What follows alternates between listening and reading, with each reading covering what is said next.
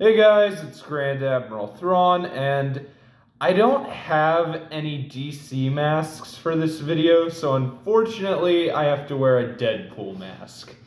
I'm sorry DC fans, it's either a Marvel mask or a Mandalorian helmet, and I figured that the Deadpool mask would be better. Anyway, enough about that. In today's video, I will be reviewing the 7-inch DC action figure of Polka-dot Man from the Suicide Squad, which is basically the only movie that I'm doing these reviews for, the Suicide Squad. I've already done Peacemaker, Bloodsport, Harley Quinn. Now that I'm about to do Polka-dot Man, the only one left will be King Shark, and he's next. Anyway, to start this video, I just want to talk about, well, just how good of a job they did on detailing Polka-dot Man. I mean, he's got polka dots throughout his entire body, and they're not just like with a pattern or anything, they're random. Like you've got green, green, yellow, yellow, and then like just random colors. They're not just red, green, yellow, blue. They're all over his body and they're random.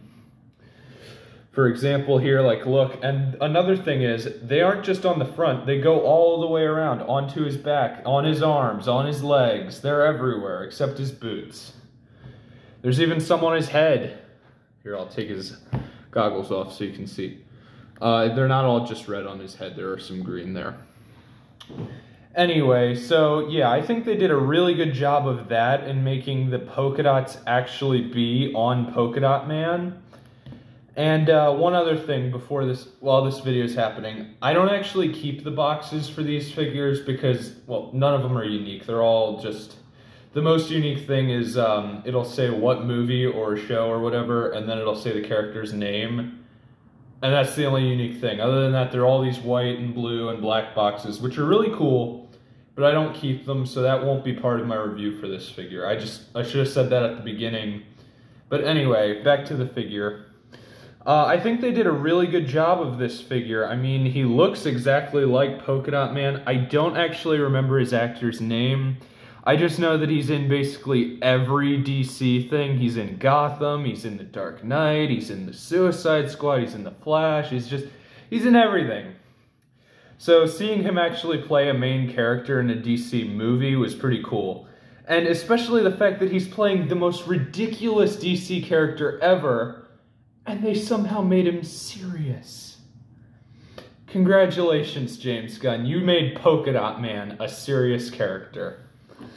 And yeah, now that that's out of the way, let's keep talking about the action figure. They have his little arm bracelet things, or band things that he has that he uses to expel the polka dots.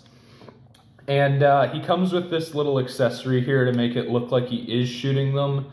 And just one strange thing I noticed about this thing, there's no green dots on here, so it's like he's only actually shooting out the yellow, blue, and red. There's no green on here anywhere. But before you say, well, why does he only have one? In the movie, Polka-dot Man, I'm pretty sure, I could be wrong, but I'm pretty sure he only ever fires out of one arm when he's releasing the polka dots. He never does it out of both arms. Like, he'll go like...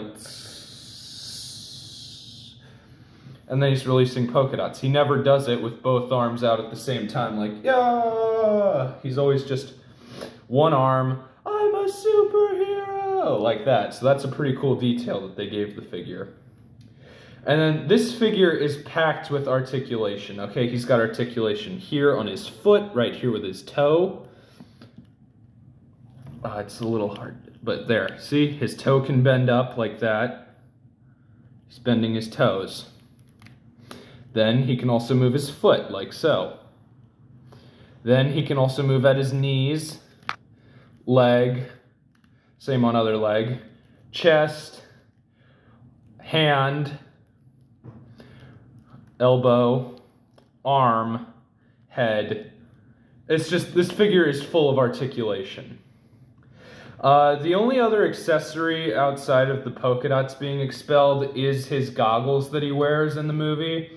And they are removable, and you can also make it that they cover his eyes, or that they're just sitting up here and you can see his face then. Which I think is a pretty cool feature. Yeah, those are his only accessories. However, he does come with a stand, as all these DC figures do. and a card of the figure with a picture of Polka-dot Man on it. And it's a pretty nice picture, I think, at least. On the back, it actually has some pretty cool information about him, and then to make it unique, they said data file, which I think is pretty cool. Same picture on the front, just of his face this time.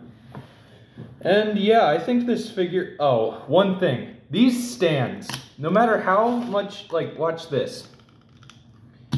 And now, like... Okay, it's probably not going to show it on camera, but these stands are... They're terrible. They don't work, okay? Oh, man.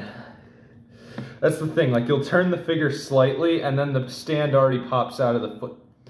Not when I want it to on camera, but trust me on that. The stands, like, don't use them. Just have the figure stand up without it. You can't fit both feet on it anyway, so it's just a cool little inclusion. Yeah, I think this figure is really nice, and they did a pretty good job and respect for Polka-dot Man. Yeah, Polka-dot Man's getting a 10 out of 10 here because he has a bunch of cool accessories. He looks exactly like how he does in the movie. And yeah, he's got pretty nice detail. I like the card. And he came with a stand. So yeah, I'm giving this figure a 10 out of 10. And the Polka-dot Man figure came with the King Shark head and part of the body. So he's kind of important to get if you want to build King Shark. Anyway, this is Grand Admiral Thrawn signing off. I look forward to our next encounter in my next video. Polka-dot Man is a 10 out of 10.